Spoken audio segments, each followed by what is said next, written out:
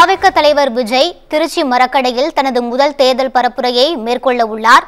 இது தொடர்பான கருத்துக்களை நம்முடன் பகிர்ந்து கொள்வதற்காக நம்முடன் அரசியல் விமர்சகர் ஜெகதீஸ்வரன் இணைப்பில் இருக்கிறார். வணக்கம் சார். சார், திருச்சியில இப்ப பாத்தீங்க அப்படின்னா கட்டுக்கடங்க முடியாத அளவுக்கு கூட்டம் அதிகரிச்சுட்டு இருக்கு. இன்னும் விஜய் அந்த திருச்சி மரக்கடை பகுதிக்கே போய் சேரல. இந்த கூட்டத்தை நம்ம விஜயோட தொண்டர்கள் கூட்டமா பார்க்கணுமா இல்ல விஜயோட ரசிகர்கள் கூட்டமா பார்க்கணுமா? உங்களோட கருத்து என்ன? இல்ல, மிக்ஸா இருப்பாங்க. ஆனா அதேபடியான இது ரசிகர் விஜய்ங்கிற நடிகரை பார்ப்பதற்கு வருகின்ற கூட்டம் தான். ஏன்னா இப்ப ஒருவேளை அவருக்கு தமிழக வெற்றி கழகம் அப்படிங்கிற டேக் இல்லாம விஜய் வந்தாலும் இந்த கூட்டம் வரத்தான் செய்யும். ஏன்னா ஒரு உச்ச நடிகர் அவரை பார்ப்பதற்கு ஏராளமான பொதுமக்களும்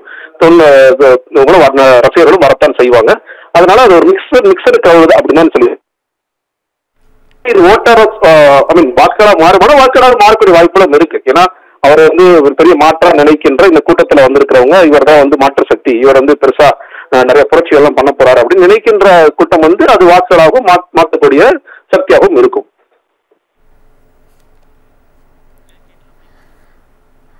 சார், நேற்று பாத்தீங்க அப்படின்னா தாவேக தலைவர் விஜய் அறிக்கை ஒன்றை வெளியிட்டு இருந்தாரு. அதாவது வரலாற்றுல யாருக்குமே விதிக்காத அளவுக்கு நிபந்தனைகளை எனக்கு மட்டும் விதிச்சிருக்கீங்க அப்படின்னு சொல்லி காவல்துறையினரையும் திமுகவையும் சாடி ஒரு அறிக்கை ஒன்றை வெளியிட்டு இருந்தாரு. இதை பற்றி நீங்க என்ன நினைக்கிறீங்க? உண்மையிலேயே திமுக அரசு விஜய்க்கு இடையூறு கொடுக்க நினைக்கிறாங்களா? நீங்க என்ன நினைக்கிறீங்க இதை பற்றி? இந்த மாதிரியான நிபந்தனைகளுக்கு யார் காரணம் அப்படின்னு கேட்டீங்கன்னா என்னை பொறுத்த வரைக்கும் விஜயும் தமிழக வெற்றி கழகம் தான். ஏன்னா நீங்க அவரோட வாகனம் இன்னைக்கு ரெடி ஆகிறத பாக்குறோம். அந்த வாகனம் ரெடியானு சொல்கின்ற முதல் விஷயம் என்ன? இந்த வாகனத்துல தொண்டர்கள் ஏற முடியாது, நீ ஏறியெல்லாம் குதிக்க முடியாது, இந்த மரத்துல குதிக்கிற வேலையெல்லாம் பண்ண முடியாது அப்படின்னு சொல்றாரு. நீங்க மதுரை மாநாட்டுல ரேம்ப் வாக் போகும் பொழுது எவ்வளவு பவுன்சர்ஸ் அதிகமாக போட்டிருந்தாலும் அந்த பவுன்சர்ஸ் எல்லாம் மீறி எத்தனை பேர் ஏறுறாங்க, துண்டை பிடிச்சு போடுறாங்க, அவர் கூட போய் மாலை போட ட்ரை பண்றாங்க அப்படிங்கிறத பாக்குறோம். அப்ப அடிப்படையில இதெல்லாம் நேற்று பொசியானது கொடுத்திருக்கிற ஏறாதீங்க, கட்டணத்துக்கு மேல ஏறாதீங்க, வண்டியை தொடர்ந்து வராதீங்க, ஆம்புலன்ஸ்க்கு வழி விடுங்கன்னு சொல்லி சொல்றாரு. அப்ப அந்த கட்சியோட தன்மையே அப்படித்தான் இருக்கு. அப்போ முதலில் இந்த நிபந்தனைகளுக்கு அடிப்படை காரணமே தமிழக வெற்றி கழகம் தான். அடுத்ததாக இந்த நிபந்தனைகள் மட்டும்தான் போடுறாங்களா? வரலாறு காணாத நிபந்தனைகளை போடுறாங்களா? வேற கட்சிகளுக்கு போடலன்னா எல்லோருக்கும் போடுறாங்க. பிரதமர் ரோட் ஷோ வரும்பொழுது 20 நிபந்தனைகளை காவல்துறை போடுறாங்க. அதுல ஒரு நிபந்தனை கேட்டீங்கன்னா பிரதமர் கூடாதுங்கிறது இருக்கு. அப்ப பிரதமரை ஏத்துக்கிட்டு அவங்க வரத்தான் செய்யறாங்க. பாஜக எங்களுக்கு வரலாற்று காணாது, பிரதமரே வரும்போது நீங்க எப்படிப்பா நிபந்தனைகள் போடலாம்? அவங்க இதை வச்சு அரசியல் பண்ணல. ஏன்னா அவங்களுக்கு அரசியல் புரிதல் இருக்கு. நீங்க அன்புமணி சித்திரை மொழி மாநாடு போடுறாங்களா, அதற்கு 50 நிபந்தனைகள், பிசிக்கு மாநாடு நடத்துறாங்களா 30 நிபந்தனைகள். எல்லோருக்கும் எந்த ஒரு சின்ன போராட்டத்தை கையில் எடுத்தீங்கன்னாலும் தமிழ்நாட்டில் எல்லோருக்கும் காவல்துறை போடுற நிபந்தனைகள் போட்டு இந்த நிபந்தனைகளை இன்னைக்கு ஏதாவது ஃபாலோ பண்றாங்களா தமிழக வெற்றி கழகம்? வண்டியை தொடர்ந்து போகாதீங்கன்னாங்க, விஜயை கையசைக்காதீங்கன்னாங்க.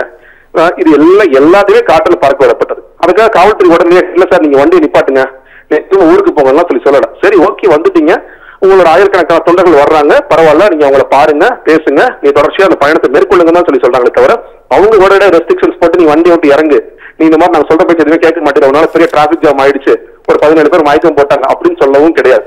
எல்லோருக்கும் நிபந்தனைகள் போடுவாங்க. அந்த நிபந்தனைகளை சில பேர் கட்டுப்பாடு வச்சிருப்பாங்க, சில பேர் கட்டுப்பாடு மீறி செய்வாங்க.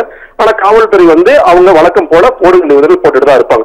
இதெல்லாம் ஒரு அரசியல் அனுபவம் இல்லாத காரணத்தினால் தமிழக வெற்றி கழகத்துல இருக்கிறவங்களுக்கும் அனுபவம் கிடையாது, விஜய்க்கும் அந்த அனுபவம் இல்ல. அனுபவஸ்தர்கள் யாரையும் அந்த கட்சியில சேர்க்கக்கூடாதுன்னு இருக்காங்க. அப்படி இருக்கும் பொழுது இது எல்லாமே புதிதாகத்தான் தோன்றும்.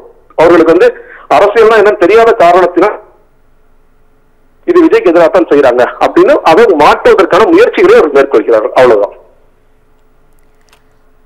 சார். அப்ப அரசியல்ல விஜய் அடுத்த கட்ட பணிகளை மேற்கொள்றதுக்கு அவரோட தொண்டர்களும் ரசிகர்களுமே தடையா இருக்கிறாங்க அப்படின்ட்டு இதை நான் எடுத்துக்கலாமா?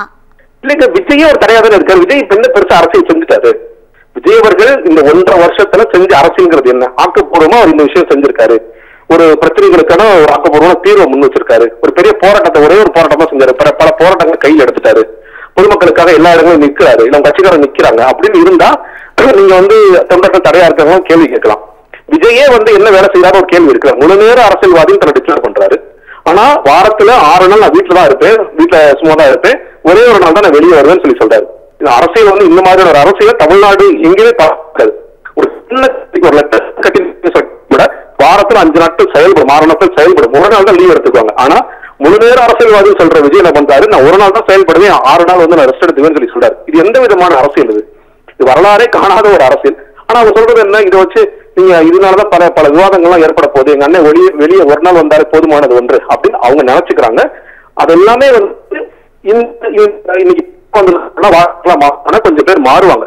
ஆனால் அவர் நினைக்கின்ற மாதிரி ஒரு முதலமைச்சராகவோ இல்ல ஒரு முதல்வர் சக்தியாகவோ வருவாரான்னு கேட்டீங்கன்னா இந்த வாக்குகள் என்பது நிச்சயமாக போதவே போதாது. அதனாலதான் நம்ம சொல்றோம், நீங்க முழுநேர அரசியல்வாதி என்றால் முழுநேர அரசியல் எதாவது செயல்படுங்கன்னு சொல்லி சொல்றோம். அந்த தன்மை அவரிடம் இல்லை, விஜய்க்கு பெரிய இன்ட்ரெஸ்ட் இல்லை அப்படிங்கறத அது பார்க்க முடிகிறது. அதனால நம்ம இது சொல்ல வேண்டிய ஒரு அவசியம் ஏற்படுது. சார், அப்புறம் என்னன்னா, சட்டமன்ற தேர்தல் தொடங்க இன்னும் சில மாதங்கள் தான் இருக்கு. ஆனா விஜய் வந்து இப்போதான் தன்னோட முதல் பரப்புரையே தொடங்க இருக்காரு. இது எந்த அளவுக்கு அவருக்கு வெற்றியை பெற்று தரும்? சட்டமன்ற தேர்தல்ல வெற்றியெல்லாம் பெற்று தராதுங்க. ஏன்னா நீங்க இப்ப முதல் பரப்புரை 16 நாட்கள் 16 சனிக்கிழமைகள் வெளியே வர்றாரு. ஒரு பாருங்க, ஒட்டுமொத்தமாக ஒரு அரசியல்வாதி 2 வருடத்தில் நீங்கள் கூட்டி கழிச்சு பாத்தீங்கன்னா அவர் பேசியிருக்கிற நேரம் என்பது 16 மணி நேரம் கூட வராதுங்க. 2 வருடம் முழுசா நீங்க வந்து கிட்டத்தட்ட ஒரு 800 நாட்கள் இருக்கும் பொழுது அதில் நான் பேசியது ஒட்டுமொத்தமாக 24 மணி நேரம் கிடையாது, 24 hours கிடையாது. அதை எப்படி பெற்றுக் கொடுக்கும்? அப்ப வந்து மணிக்கணக்காக நீங்க வந்து ஊரா போய் பிரச்சாரம் செய்து கொண்டிருக்கின்ற திமுக, அதிமுக, பாஜக அவங்க எல்லாம் முட்டாள் மாதிரி ஆயிடாதா? இல்ல சீமான் எல்லாரும் சேர்த்தா சொல்றேன். அப்போ விஜய் அவர்கள் வந்து இந்த எஃபோர்ட்ஸ் எல்லாம் சுத்தமா பத்தாது. இன்னும் சொல்ல போனா கட்சி ஆரம்பிச்சு 2 வருஷத்துல ஆட்சியை பிடிக்கிறதுங்கிறது நீங்க முழுமையாக இந்த களத்தில் இறங்கி செயல்பட்டிருந்தால், சரியான கட்டமைப்பை ஏற்படுத்தியிருந்தால் சாத்தியப்பட்டிருக்கும். அதே ரொம்ப டஃப்பான ஒன்றுதான். ஆனா இது எதுவுமே கட்டமைப்பு இன்னும் சரியா செய்யல. பூத் கமிட்டியில ஆட்கள் கிடையாது. இது நிர்வாகிகள் சரியான நிர்வாகிகளை போடல, சரியான மாவட்ட செயலர்கள் போடல. இன்னைக்கு வரைக்கும் ஒரு 6 மாவட்ட செயலர் நியமிக்காம இருக்கிறீங்க. அப்படிங்கும் பொழுது இந்த ஊடக வளம், இந்த ஊடக வெளிச்சம், இங்க நடிகர் அப்படிங்கிற ஒரு கரிஷ்மா, இது மட்டுமே அவருக்கு வெற்றியை ஈட்டி தருமானா? வெற்றி ஈட்டி தராது. ஒரு கணிசமான வாக்கு வங்கி கொடுக்குமா? நிச்சயமாக கொடுக்கும். அந்த வாக்கு வங்கி என்பது ஒரு ஸ்ட்ரீட்ஸா மாறுமான்னு கேட்டீங்கன்னா தமிழ்நாட்டு அரசியல் கண்டிப்பாக மாறாது.